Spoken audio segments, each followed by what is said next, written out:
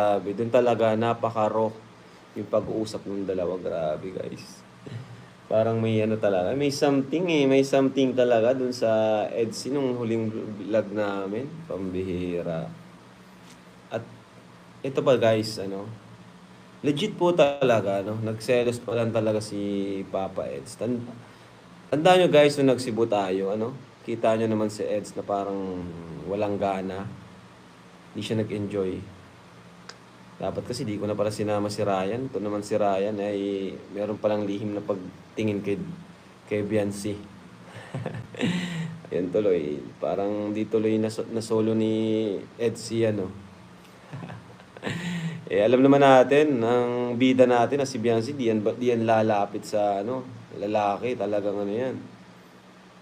Kung dapat di yan lalapit kung kahit pa-crush niya, di yan lalapit kung di ikaw yung lalapit sa kanya, di ba? Si Eds, medyo bad trip nun. Kaya din siguro nawalan din siyang ganang lumapit. Alam mo naman, si Ryan, pero huwag mo natin i-bash si Ryan, guys. Kasi, nagka-crush siya, Pero napagsabihan na po at na-realize niya din na mali yung ginawa niya. Na-realize niya. Grabe talaga upload ngayon ng Kalinga Prab. Oo nga bro, at gusto kong bumawi. Hello mga Itzy, kamusta tayong lahat? Sana nasa buti tayong kalagayan, saan tayo naroon. Una sa lahat guys, pasalamatan muna natin ang Ama ng Kalinga, Basa Matuwa, ang ating mga Kalinga Prab, charity vloggers, Kalinga team, Kalinga supporters, key boys, at nandiyan din po ang ating mga reactors. At supportan natin din sila guys, lalong-lalo na ang Kalinga, supportan natin sila guys, para marami pa sila matulungan na babae sa ating kababayan na hirap. At please don't skip ads guys, para laging gawin ito sila. Malaking tulong ito sa kanila para sa kabahay sa ating kababayan na hirap. Ako pala guys, si Jasmine Channel. Sana guys, supportan nyo ako kung maganda yung aking channel. Sana guys, support nyo rin ako. Appreciate ko po yun lahat guys, araw-araw, mga viewers, mga supporters, lalong-lalo ang Itzy. Huwag natin kalimutan guys, marathon tayo.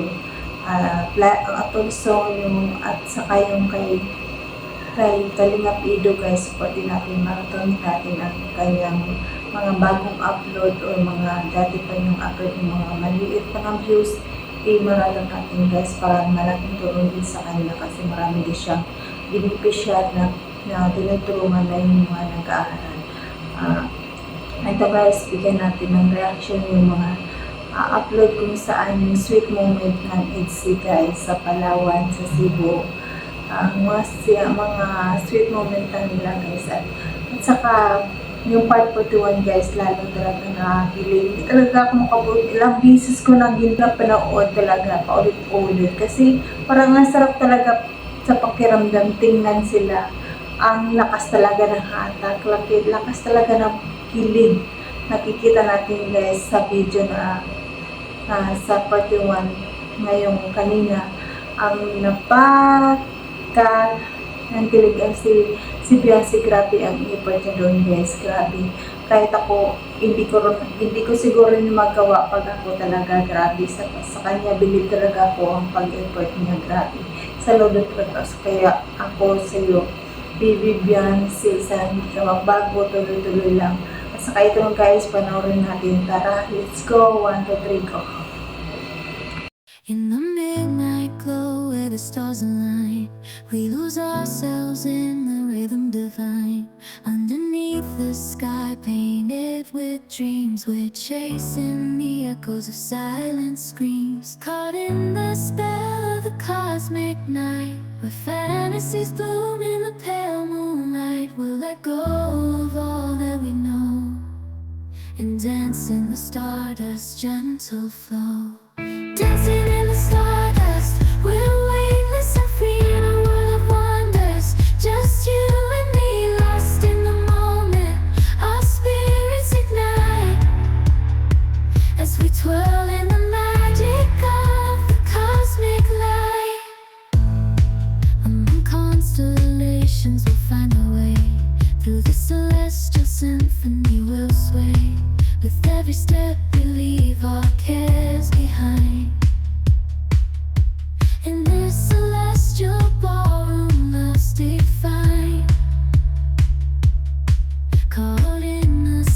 Pose yung sexy pose. Joke lang. Ayan. Sige, iba pa pose. Pang mataray. Pang aurahan ta. Ano ba? Walang buhay. Sige. Ang grabe. Ganda. Tayo naman. Tayo naman. Simple lang.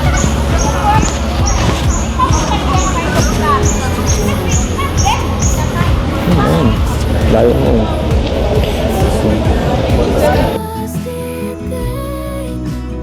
As we twirl in the magic of the cosmic light. In the midnight glow where the stars align, we lose ourselves in the rhythm divine.